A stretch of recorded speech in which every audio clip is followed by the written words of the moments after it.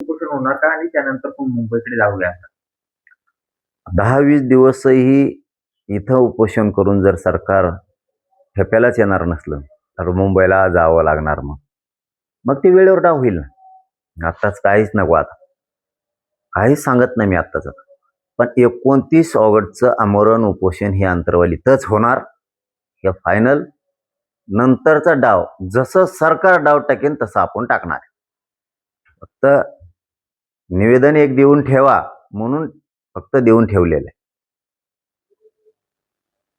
ती परवानगी दिली, बघू. ती बी दिली तर बघू पुन्हा काय करायचं. आणखी वेळ आहे. दादा, तुम्ही वेळोवेळी सांगत होते की एकनाथ शिंदे साहेबांचं बऱ्याचदा तुम्ही भाषणामध्ये चांगलं कामगिरी केली म्हणून तुम्ही उल्लेख करायचे आणि त्यांचे मंत्री उदय सामंत पण तुमच्यासोबत वेळोवेळी संपर्क साधायचे.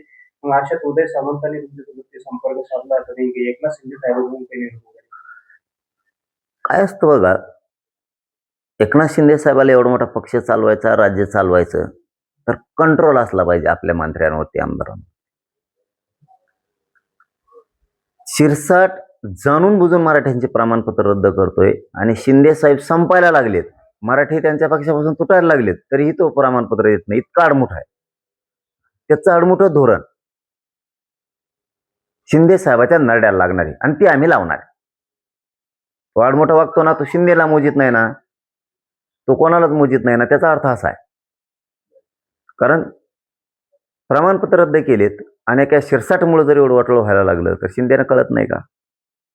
याचा अर्थ तुमच्या दोघांची मिली बघत आहे, शिंदेची शिरसाटची. तुम्ही जाणून बघून दोघं जण रद्द करताय. शिंदेची मिली बघत नसते तर शिंदेने सांगितलं असतं, तुझ्यामुळं राज्यातला मराठ्यांचा रोष माझ्या अंगावर यायला लागलाय, तू ते प्रमाणपत्र का रद्द केले? ठीक आहे ना, यांचं मंत्रीपद आहे म्हणून आडमोठ्या भूमिकेत ना, 29 नंतर आम्ही सुद्धा आडमोठ्या भूमिकेत येणार आहेत. त्या टायमाला शिरसाटला कळलं ना, शिंदेला पण कळलं. तुम्ही शिरसाटांबद्दल एक वक्तव्य केलं होतं की शिरसाट हे त्यांच्या बंगल्यात किंवा कोणत्यातरी पुढाऱ्याच्या कॉलेजमध्ये ह्या बैठक होत्या, तुमच्या विरुद्ध षडयंत्र शिजते. आणि मग त्यानेच नाही शिजेल, कोणी शिजलंय? एकनाथ शिंदेच्या सांगण्यावर त्यानेच शिजलं. उपोषण फपोषण आंदोलन बाहेर टाका त्यानेच बसल्यात. तेव्हाच जातो तिथं. आता फोटो व्हायरल झाले 2-4 दिवसापूर्वी. शिंदेला कळत, शिंदेला वाटतं आम्ही येडे आहेत. तुम्हाला लय पश्चाताप येईल आम्हाला शिंदे साहेब. आम्हाला तर अपेक्षा बी नव्हती शिंदे साहेब तुमच्याकडूनही, की तुम्ही आमच्या मराठ्यांशी असं वागताल म्हणून. अपेक्षा पण नव्हती, पण तुम्ही वागलात त्याला आता नाविलाज. ठीक आहे, तुम्हाला जसं वागायचं तुम्ही तसे वागलात, आम्हाला जसं वागायचं तसं आम्ही वागू. तुम्हाला शिरसट महत्वाचं आहे ना. शिरसट तुमचं जर राख रांगोळी करायला निघालाय, त्याला आमचा नाविलाज. सांभाळा शिरसटला. तुमच्या दोघांची मिली बघत, याचा अर्थ असा आहे, शिंदे आणि शिरसाट.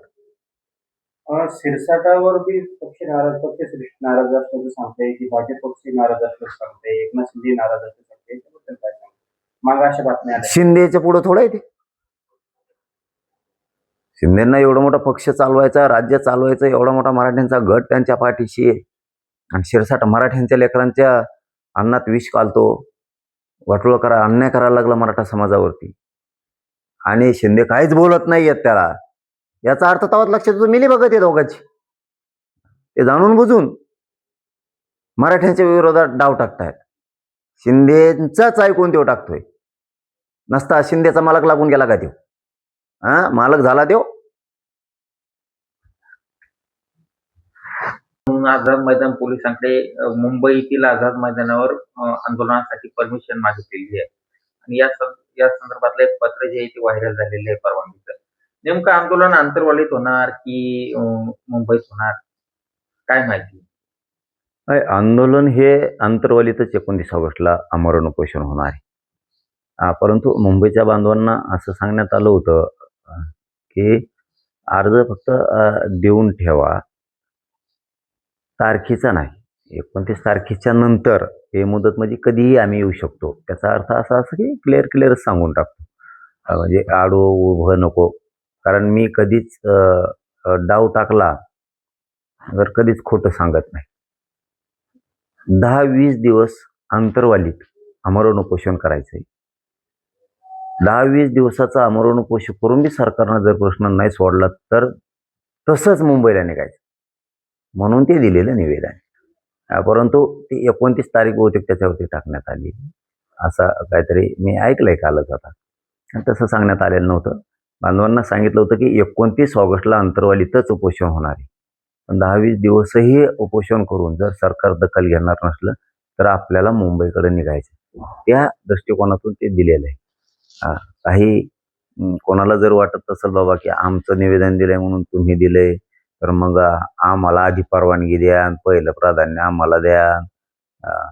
काही स्वयंघोषित नेते तर ओबीसी समाज नाही की ज्यांना स्वतःचा स्वार्थ साधायचा आहे, राजकीय पोळी भाजायची असे. काय अडचण नाही, मला तुमचीच परवानगी घ्या, काही अडचण नाही आम्हाला. आम्ही 29 ऑगस्टला इथं करून येणार आहेत तिकडे.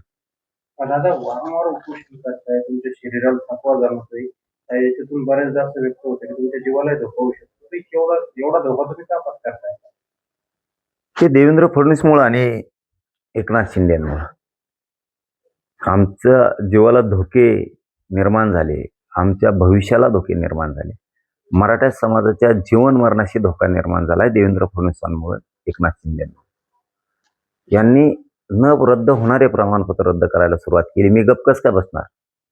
ते शिरसाटे, बावनकुळे यांना हाताखाली धरलंय आणि मराठ्यांचे प्रमाणपत्र रद्द करायचे, मराठ्यांना आरक्षण द्यायचं नाही, हे षड्यंत्र असलं. मराठी कधीही यशस्वी होऊ देणार नाही त्याला, कधीच. शेवटी आमच्या लेकरांच्या मुळाशी तुम्ही आणलंय ना, तर तुमच्या सुद्धा मुळालाच घाव घालणार आम्ही सुद्धा सोडणार नाही.